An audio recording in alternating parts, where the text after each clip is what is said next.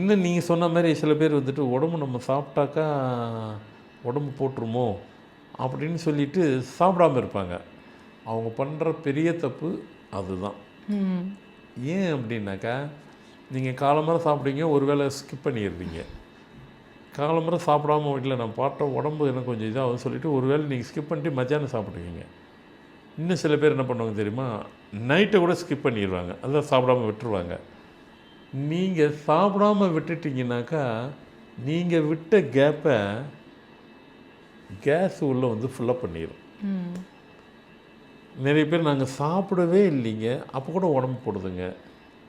நீங்கள் சாப்பிட்டு உடம்பு போட்டால் கூட பரவாயில்லைங்க, அந்த உடம்பு நல்லா ஸ்ட்ரென்த்தாக இருக்கும்.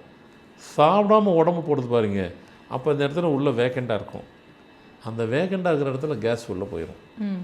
கேஸ் உள்ளே போய் ஃபார்ம் ஆகிடுச்சுன்னா அந்த உடம்புக்குள்ளே வந்துட்டு பெரிய தலைவலியான ஒரு டிசீஸ் எதுன்னா கேஸு தான். ஏன்னா இந்த கேஸ் வந்து வெறும் அந்த வயிற்று பகுதியில் மட்டும்தான் கேஸு இருக்குன்னா நினைக்காதீங்க. செஸ்ட்டில் கூட இருக்கும். சில பேருக்கு செஸ்ட்டு இருக்கும், அங்கே பெயின், திடீர்னு பெயின் வந்து ஓவராக இருந்ததுனாக்கா அப்படியே குத்தும், அப்படியே பெயின் இருக்கும்.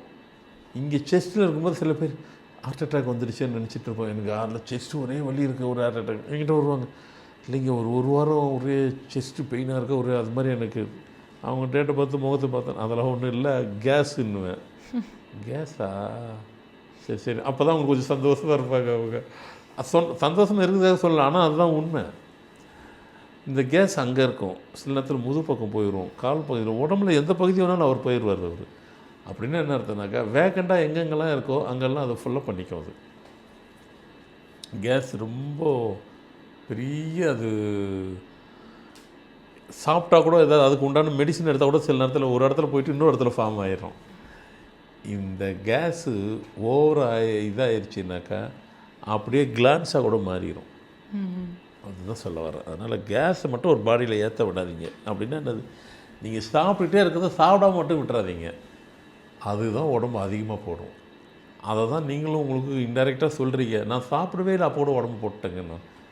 அப்போ தான் உடம்பு அதிகமாக போடும். ஏன்னா கேஸ் நல்லா எவ்வளோ ஏற்றணும் உடம்பு ஃபுல்லாக அது ஏறிடும்.